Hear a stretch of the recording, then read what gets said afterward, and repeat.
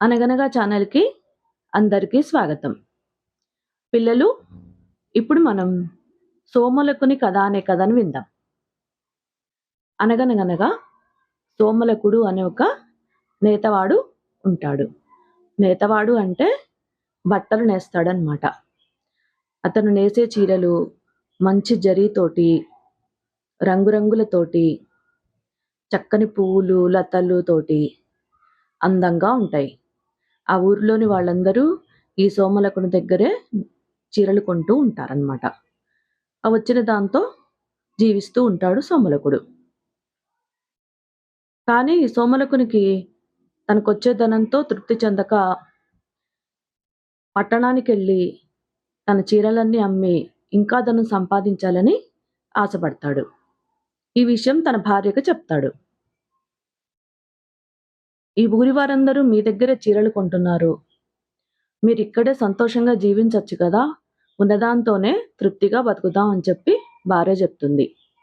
అయితే ఈ మాటలు సోమలకుడికి రుచించదు. ఇంకెట్లైనా పట్టణం వెళ్ళి తన చీరలమ్మి ఇంకా చాలా ధనం సంపాదించాలని అనుకుంటాడు.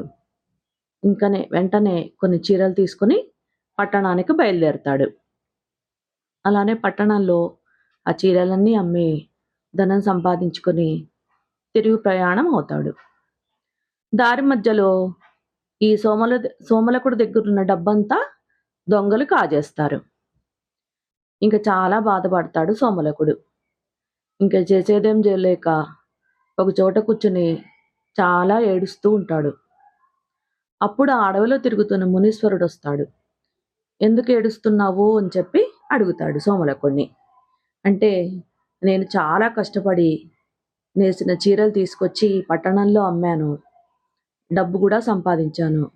కానీ ఆ డబ్బులన్నీ ఈ దొంగలు ఎత్తుకుపోయారు. ఇప్పుడు నేనేం చేయాలో అర్థం కావట్లేదు" అని చెప్పి చాలా బాధపడతాడు. అంతా వింటాడు మునీశ్వరుడు. విన్న తర్వాత, "సోమలక్క, నువ్వు ముందు ఇక్కడ ధర్మయ్య, వీరయ్య అనే ఇద్దరున్నారు. నేను చెప్పానని చెప్పి నువ్వు వారింటికెళ్ళి అతిథి సత్కారాలు పొందు. తర్వాత నీకంతా మంచే జరుగుతుంది" అని చెప్పి మునీశ్వరుడు చెప్తాడు. సరే అంటాడు సోమలకుడు. అలా మొదట ధర్మయ్య గారింటికి వెళ్తారు. ఈ ధర్మయ్య గారు చాలా ధనవంతుడు. అక్కడ నౌకర్లు, చాకర్లు అందరూ ఉంటారు. ఈ సోమలకుడిని సాదరంగా ఆహ్వానిస్తారు అక్కడున్న పరివారం. తర్వాత సోమలకుడికి నవకాయ పిండి వంటలతో భోజనం పెడతారు. ఇదంతా చూసి సోమలకుడు చాలా సంతోషిస్తాడు. తర్వాత ధర్మయ్య గారు గూడా అతని దగ్గరకొచ్చి కూర్చుంటాడు. కానీ ధర్మయ్య గారి ముందు మటుకు ఒక పాత్రలో కొంచెం జావ తీసుకొచ్చి పెడతారు అక్కడున్న పనివాళ్ళు. అది చూసి ఆశ్చర్యపోతాడు సోమలకుడు. "అయ్యా! మీరు నన్ను చాలా చక్కగా చూసుకున్నారు. మంచి భోజనం పెట్టారు. మరి మీరు భోజనం చెయ్యరా? మీరేం తింటున్నారు?" అని చెప్పి అడుగుతారు. "బాబూ! నాకు ఇంత ధనమున్నా నాకు తృప్తిగా కడుపు నిండా భోజనం చేసే అవకాశం లేదు, అదృష్టం లేదు. నా అనారోగ్యం మూలాన నేను ఈ జావతోనే తృప్తి పడాలి. నాకిదే సరైనది" అని చెప్పి చెప్తాడు. అయ్యో! అనుకుంటాడు సోమలకుడు. భోజనం చేసిన తర్వాత కబుర్లు చెప్పుకుంటారు కొంతసేపు. రాత్రి వేళ అయినాక సోమలకుడికి మెత్తని పరుపు, మంచం అన్నీ చక్కగా ఏర్పాటు చేస్తారు. ఈ ధర్మయ్య మటుకు ఒక చాప మీద పడుకుంటాడు. ఇది చూసి మళ్ళీ ఆశ్చర్యపోతాడు సోమలకుడు. "అయ్యా! మీరేంటి ఇట్లా నేల మీద పవళిస్తున్నారు? మీరు చక్కగా మెత్తటి పరుపుల మీద శయనించవచ్చు గదా!" అని చెప్పి అంటాడు. "లేదు బాబూ! నాకున్న అనారోగ్యం మూలాన నేనిట్లా పరుపుల మీద పడుకునే అవకాశం లేదు.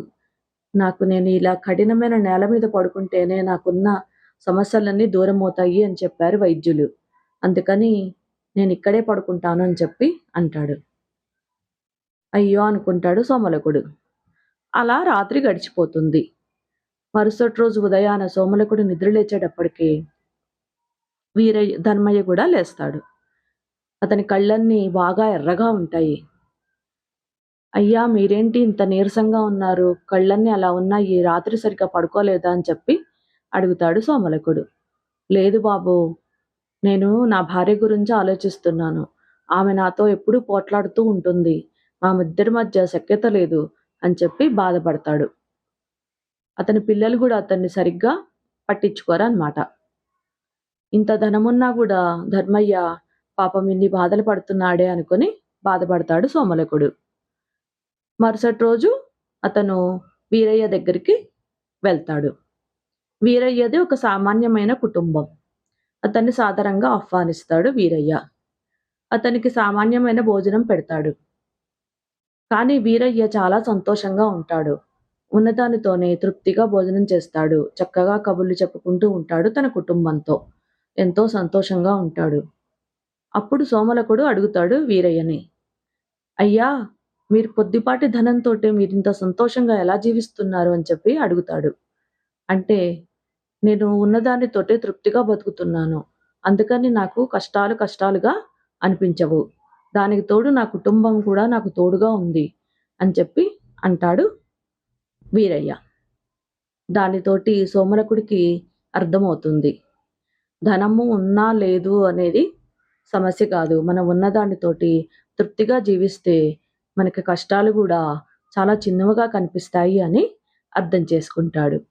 ఇంకా తన ఊరికి వెళ్ళి చక్కగా చీరలు నేసి ఆ ఊరి వాళ్ళతోటి చక్కగా జీవిస్తూ ఉంటాడు. కథ కంచికి మనమింటికి. నచ్చితే లైక్ చేయండి, షేర్ చేయండి, సబ్స్క్రైబ్ చేయండి.